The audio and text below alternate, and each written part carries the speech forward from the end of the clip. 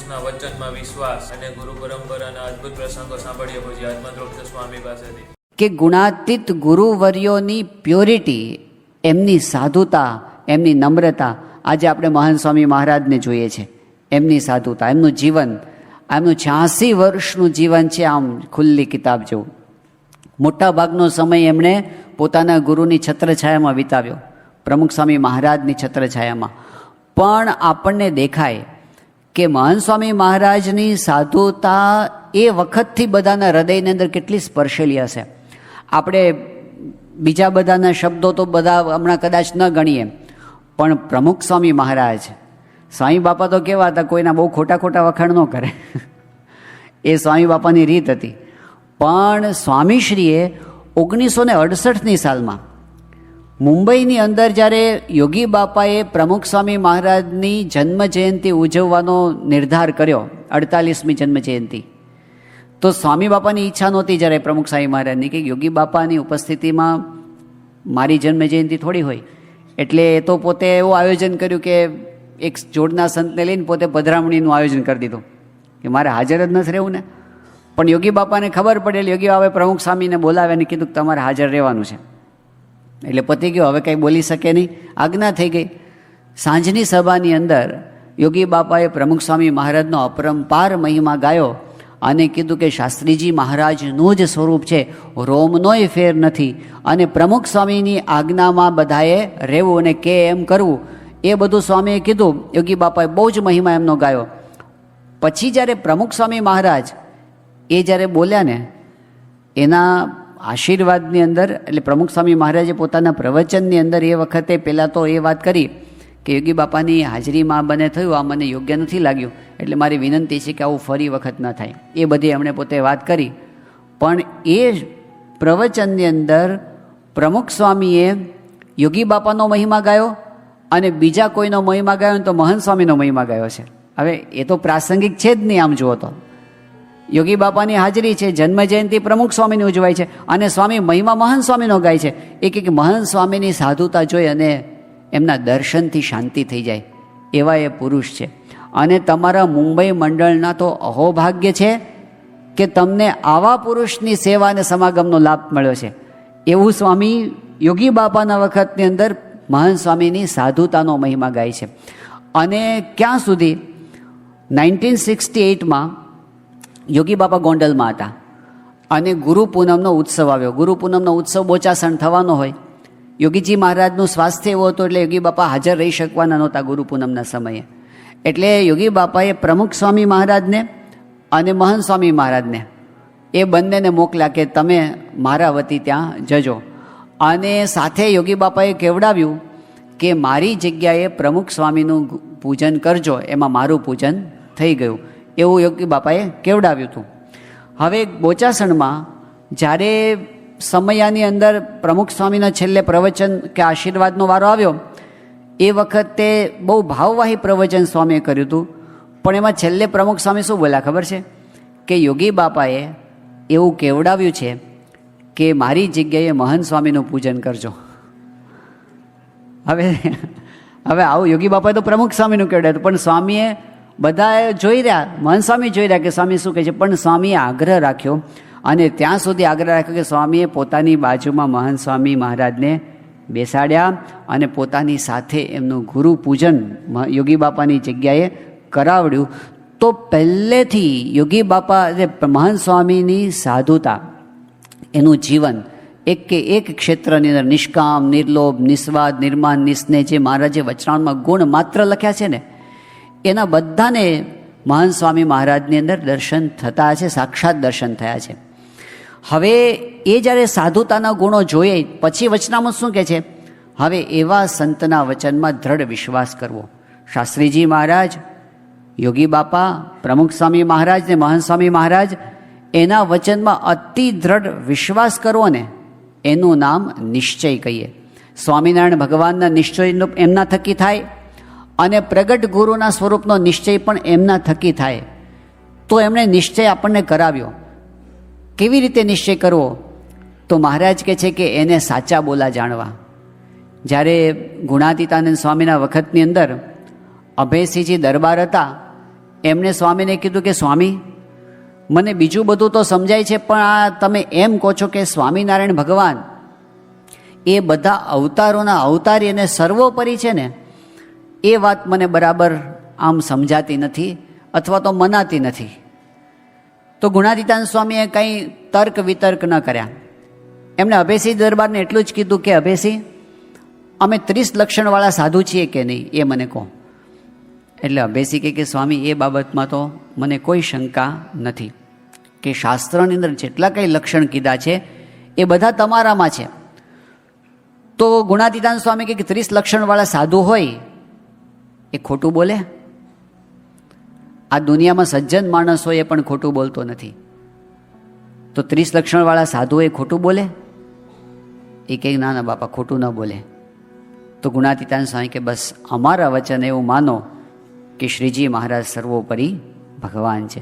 અને અભયસિંહ દરબારને નિશ્ચય થઈ ગયો. પણ ક્યારે થયો?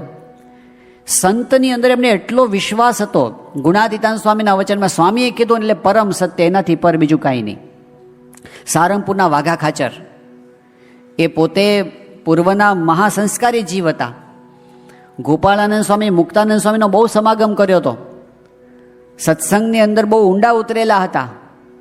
પણ એ વાઘા ખાચરને જ્યારે એક પ્રશ્ન રહેતો હતો કે એમને છે ને બહુ સંકલ્પ વિકલ્પો બહુ થાય સપનાની અંદર, અને કેવા સપના આવે કે જેમાં મારા મારીને કાપા કાપી થતી હોય ને લોહીની નદીઓ વહેતી હોય ને એવા બધા સપના આવે. તો ગુણાતીતાનંદ સ્વામી પાસે નિષ્કપટ થયા, કીધું કે સ્વામી, મને સપના આવે છે આવા મારો ને કાપો ને એવા બધા. તો આવા બધા ધીંગાણાના સપના આવે તો એ તો સ્વપ્ન તો સૂક્ષ્મ શરીર કહેવાય. સૂક્ષ્મ શરીરના ભાવ હજી મારા ટળ્યા નથી, તો કારણ શરીરના ભાવ તો ક્યારે ટળશે અને મારું આત્યંતિક કલ્યાણ કેમ થશે? આવી વાત કરી ત્યારે ગુણાતીતાનંદ સ્વામી કીધું કે તમે અમારી સાથે જૂનાગઢ આવો તો તમારા કારણ શરીરના ભાવ ટળી જાય. એ સ્વામી સાથે જવા તૈયાર થયા. સેવક તરીકે એમણે કોકની માગણી કરી. સ્વામીએ ભગતજી મહારાજને મૂક્યા. ભગતજી મહારાજે એમને સ્વામી અક્ષર છે એ વાત કરી, પણ વાઘા ખાચરને ગમી નહીં, ગુસ્સે થઈ ગયા. એમ કરતાં કરતાં જૂનાગઢ તો પહોંચી ગયા. પણ જ્યારે જૂનાગઢની અંદર મહુવાના હરિભક્તોને આનંદથી સેવા કરતા જોયા એ વખતે એમને ફરી પાછો આવો પ્રશ્ન થયો અને એમને થયું કે તમારા જેવો આનંદ મને કેમ નથી આવતો? તો બધાએ કીધું કે તમે પ્રાગજી ભગતના વચને એવો નિશ્ચય કરો કે ગુણાતીતાનંદ સ્વામી એ સાક્ષાત અક્ષર બ્રહ્મ છે, તો તમને કારણ શરીરના ભાવ ટળી જાય. એટલે વાઘા ખાચરને તો ફરી એનું એ આવ્યું. એ કે મને તો સ્વામી કહેતો મનાય. ગુણાતીતાનંદ સ્વામી સભા મંડપમાં કથા કરતા હતા. ભગતજી મહારાજે વૃત્તિ દ્વારા એમને બોલાવ્યા અને વાડીમાં આવીને ગુણાતીતાનંદ સ્વામી કીધું, પ્રાગજી શું કામ છે? ભગતજી મહારાજ કે મારે કામ નથી, પણ વાઘા ખાચરને પ્રશ્ન છે. સ્વામીએ વાઘા ખાચરને પૂછ્યું કે કેમ મને બોલાવ્યો? એમણે કીધું કે સ્વામી આ બધા બોલે છે કે સ્વામી અક્ષર છે, તો એ વાત સાચી છે કે ખોટી છે? ગુણાતીતાનંદ સ્વામી એટલું જ બોલ્યા કે એ વાત સાચી છે. અરે સ્વામી, તમે પંડે અક્ષર છો? સ્વામી કે હા, હું પંડે અક્ષર. બસ એટલો બધો વિશ્વાસ એને ગુણાતીતાનંદ સ્વામીમાં હતો ને, એને એ દિવસે પાક્કે પાયે દ્રઢ થઈ ગયું, મને અક્ષર પુરુષોત્તમ મહારાજ મળ્યા છે. એ દિવસથી એમના અંતરના ભાવ પલટાઈ ગયા.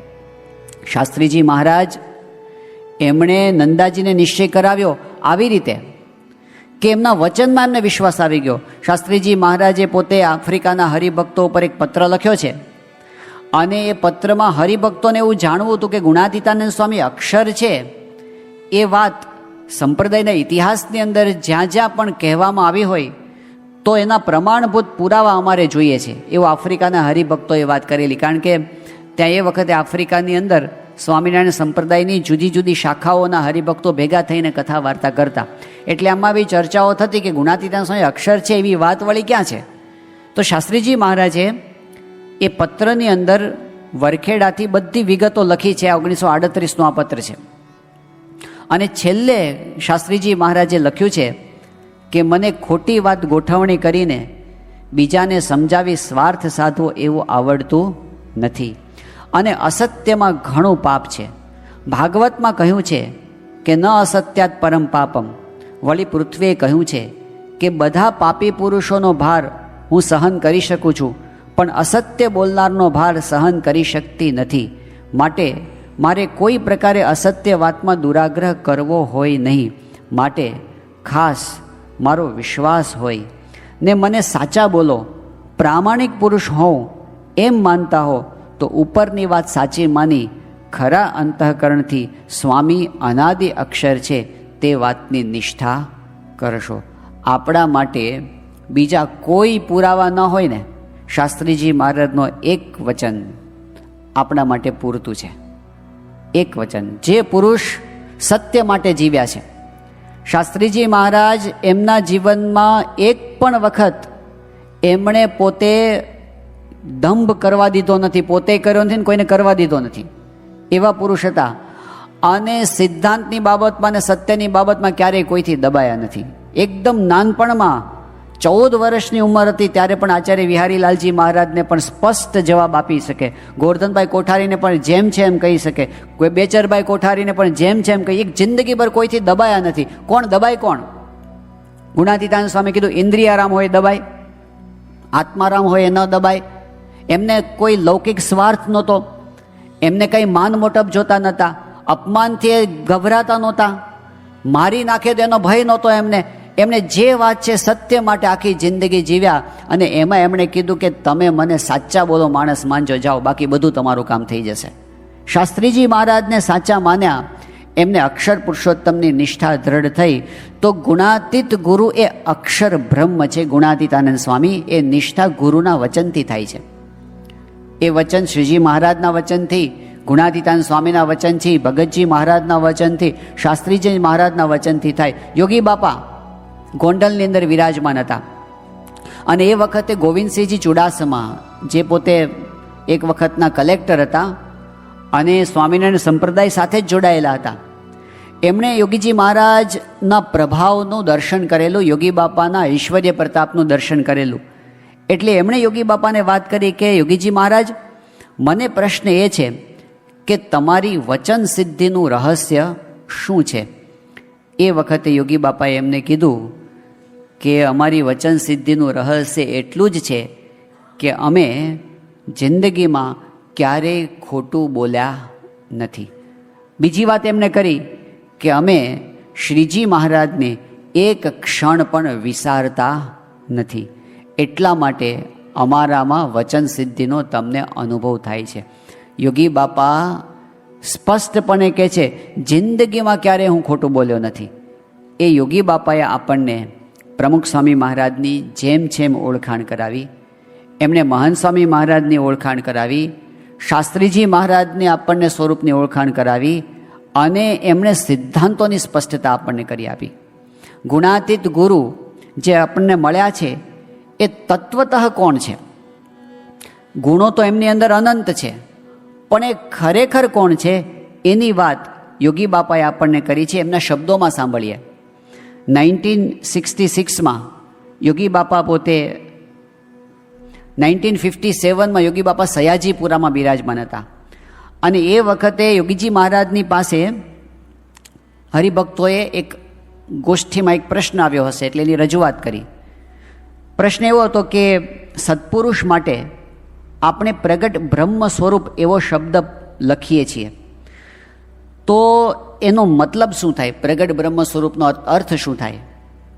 ત્યારે યોગી બાપાએ જવાબ આપ્યો કે શ્રીજી મહારાજ પુરુષોત્તમ નારાયણ છે અને શ્રીજી મહારાજનું ધામ જે ગુણાતીતાનંદ સ્વામી એ સદાય પૃથ્વી પર છે અને છે, એ જતા જ નથી. એ અક્ષર બ્રહ્મનો વારસો આજે હયાત છે. એટલા માટે આપણે શાસ્ત્રીજી મહારાજને પ્રગટ બ્રહ્મ સ્વરૂપ કહીએ છીએ. ગુણાતીતાનંદ સ્વામી એ પૃથ્વી પર છે ને છે અને એ ગુણાતીતાનંદ સ્વામી આપણને સત્પુરુષ રૂપે મળ્યા છે એટલે પ્રગટ બ્રહ્મ સ્વરૂપ એટલે અક્ષર બ્રહ્મ થયા. આ વાત આપણને યોગી બાપાએ સમજાવી. 1966ની સાલમાં બોચાસણમાં યોગી બાપાએ પ્રથમના 37મા વચનામૃતનું નિરૂપણ કરતી વખતે વાત કરી કે અનાદિ પુરુષોત્તમ અને અનાદિ અક્ષર બ્રહ્મ એ પૃથ્વી પર હંમેશા વિરાજમાન રહે છે. અનાદિ ગુણાતીતમાં મહારાજ રહેલા જ છે, અત્યારે પણ છે અને ભવિષ્યમાં પણ રહેશે એનો વંશ જતો નથી. કેટલા નિશ્ચિંત આપણને કરી દીધા કે અનાદિ ગુણાતીત છે. અત્યારે જે આપણે સત્પુરુષના દર્શન કરીએ છીએ એ અનાદિથી ગુણાતીત છે, કોઈ સાધન કરીને સિદ્ધ થયેલા નથી, અને એમાં મહારાજ રહેલા જ છે. અને એ ગુણાતીત એ પૃથ્વી ઉપર કાયમ રહેવાના છે, એનો વંશ જવાનો નથી. આપણે બધા જ આ દેહ મૂકીને ધામમાં જતા રહેશું, પણ સત્પુરુષ ગુણાતીતાનંદ સ્વામી એમનો વંશ એ પૃથ્વી પર કાયમ રહેવાનો છે. એ પોતે જ રહેવાના છે, ખાલી આકાર બદલાય છે, બાકી રહેવાનો તો પોતે જ. પ્રમુખ સ્વામી મહારાજ જ્યારે 1984ની સાલમાં અમેરિકાના વિચરણમાં આવ્યા હતા, અને એ વખતે સ્વામીશ્રી પોતે ટેનેસી સ્ટેટમાં વિચરણમાં હતા અને ડાયર્સબર્ગ ગયા હતા. તો એક હરિભક્તની મોટેલમાં પધરામણીએ ગયા, છીતુભાઈ એમનું નામ હતું. સ્વામીશ્રી પોતે પધરામણીની વિધિ કરીને બેઠા હતા. એ વખતે એમના પાડોશી ગુજરાતી હતા, ગુણભાવી હતા, એ પોતે ત્યાં આવીને બેઠા. એટલે બાપાએ એમનો પરિચય પૂછ્યો. તો પેલા ભાઈએ વાત કરી કે સ્વામી, મારું નામ ઇન્દ્રસિંહ છે અને મારું ગામ ગુજરાતમાં લીમડી છે. હું થોડાક મહિના પહેલાં જ અમેરિકા આવ્યો છું. પછી એણે વાત કરી કે સ્વામી, આમ તો એ સ્વામિનારાયણ સંપ્રદાયના નહોતા, પણ એમણે કીધું કે હું ગોંડલ અક્ષર મંદિરે દર્શને ગયો છું અને મેં અક્ષરદેરીના દર્શન કર્યા છે. અક્ષરદેરીની વાત આવીને એટલે પ્રમુખ સ્વામી મહારાજ એકદમ બોલ્યા કે તમે જે અક્ષરદેરીના દર્શન કરીને આવ્યા છો ને, એ જ અક્ષર, એ જ ગુણાતીતાનંદ સ્વામી અત્યારે તમારી સાથે વાતો કરે છે. તો ગુણાતીત, જો ગુણાતીતાનંદ સ્વામી એવું કીધું હતું કે તમારા બધાના દેહ 5-10 વર્ષમાં પડી જશે, હું ચિરંજીવી છું, એવું આપણને કીધું છે.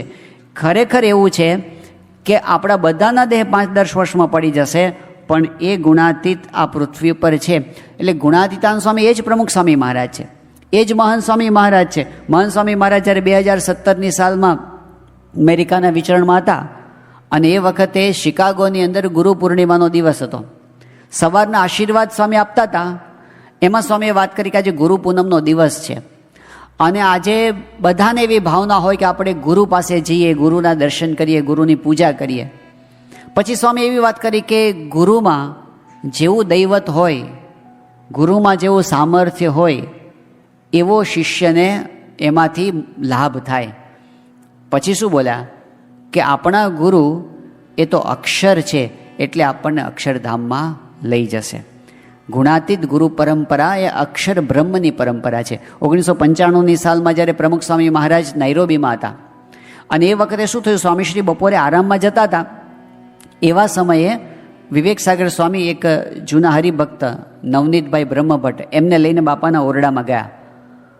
અને સ્વામીજી સૂતા હતા ત્યાં જ સ્વામી પાસે પહોંચી ગયા. કીધું કે બાપા, આ નવનીતભાઈને એક પ્રશ્ન છે. એટલે સ્વામી કે શું પ્રશ્ન છે?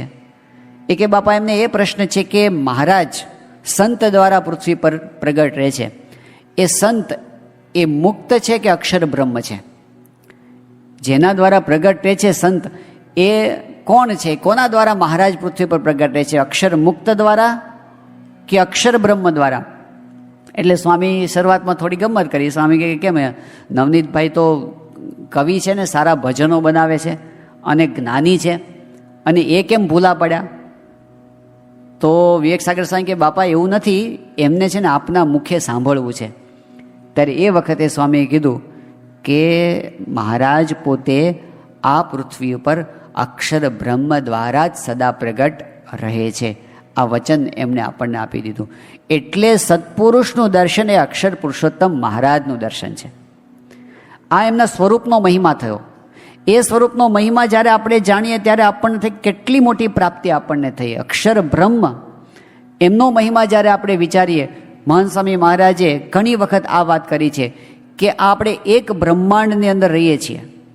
તો શ્રીજી મહારાજે પ્રથમના 63મા વચનામાં કીધું એ બ્રહ્માંડ કેટલું બધું મોટું છે. તો આ બ્રહ્માંડ વિરાટ પુરુષનું શરીર છે. એ વિરાટ પુરુષના નાભીમાંથી બ્રહ્મા પ્રગટ થયા. તો બ્રહ્મા પ્રગટ થયા તો ખબર ન પડી કે હું ક્યાં છું, એ કંઈ ખબર જ ન પડી. એટલે નાભીની અંદર જે કમળ હતું, એ કમળની દાંડીમાં પોતે પ્રગટ થયા હતા પાછા. તો એ કમળની દાંડી ક્યાં સુધી પહોંચે છે એના માટે બ્રહ્મા પોતે 100 વર્ષ સુધી ચાલ્યા. શેમાં ચાલ્યા? એ પાછા દેવતાના 100 વર્ષ, આપણા 100 વર્ષ નહીં. આ તમામ શાસ્ત્રો કે છે તો 100 વર્ષ સુધી એની નાભીની અંદર ચાલ્યા ને, પેલી નાભીની નાળીમાં, તોય એના છેડાને પામી શક્યા નહીં. એટલે પાછા મૂંઝાઈને બેહી ગયા. આવું આપણા શાસ્ત્ર કહે છે.